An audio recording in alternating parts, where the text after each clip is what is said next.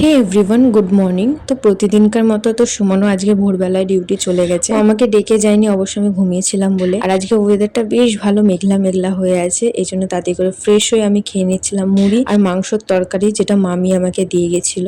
আর হয়তো ভাববে সকাল সকাল মাংসর তরকারি, হ্যাঁ সকালেই মামি রান্না করে নেয়, কারণ মামা টিফিন নিয়ে যায়। দেন তারপর তো আমি মিষ্টি খেয়ে নিয়েছিলাম। আর খাওয়া দাওয়া কমপ্লিট করার পর আমিও রান্নার কাজে লেগে পড়লাম।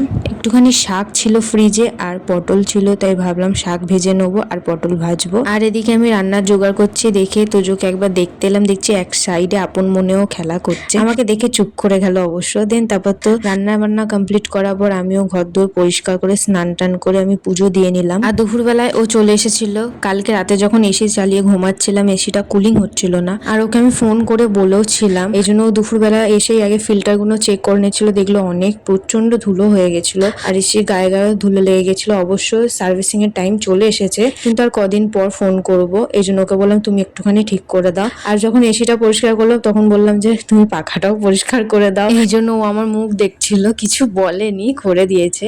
আমি যা বলি সব কাজই করে দেয়। ফাইনালি সব পরিষ্কার করার পর ও স্নানটা সেরে নিল, তারপর আমরা খেতে বসে পড়লাম। তো আজ খাবারে ভাত, শাক ভাজা, পটল ভাজা, ডাল আর ডিম ভেজেছিলাম। সন্ধ্যাবেলায় তো একটুখানি আমরা দুজনে বেরিয়েছিলাম, একটু কাজ ছিল, কাজ শেষ হয়ে যাওয়ার পর ফুচকা খেতে চলে এসেছিলাম। আর দিন তারপর তো সিরামিকের কাপ নিতে এসেছিলাম, কারণ আমার কাছে চায়ের কাপ নেই, ছিল ভেঙে গেছে আমার হাত দিয়ে। তারপর তো কেনাকাটা করে মিষ্টি কিনলো সুমন, কারণ আগের দিন এই টাইমে ও মিষ্টিটা কিনেছিল, বেশ গরম গরম ছিল, এই আজকেও ও কিনে নিল। আর বাড়ি এসেই আগে দেখো খেতে বসে পড়লো। দিন তারপর তো আমি আজ আইব্রো করেছিলাম, তোমাদের বলতে ভুলে গিয়েছি, অবশ্যই এরপরে আর করতে পারবো না। আর তারপর তো রাতের বেলায় দাদা আর মা এসেছিল, মাকে ফোন করে বলেছিলাম বিরিয়ানি খেতে ইচ্ছা করছে, এই জন্য বিরিয়ানি কিনে এনেছে। আমার অবশ্য আগেই খাওয়া হয়ে গেছে, আমি যখন খাচ্ছিলাম ভিডিও করতেই ভুলে গেছি। দিন তারপর তো আমাকে একটুখানি ও খাইয়ে দিল, মায়ের সাথে একটুখানি গল্প করলাম, মাকে বললাম থাকতে, কিন্তু না, মা তো থাকবে না আমার কাছে, আমি জানি। তো চলো আজকের দিনটা এভাবেই কাটালাম, দেখা হচ্ছে আবার কালকে ভিডিওটা ভালো লাগলে অবশ্যই লাইক করে দিও আর সাবস্ক্রাইব করতে কিন্তু ভুলো না।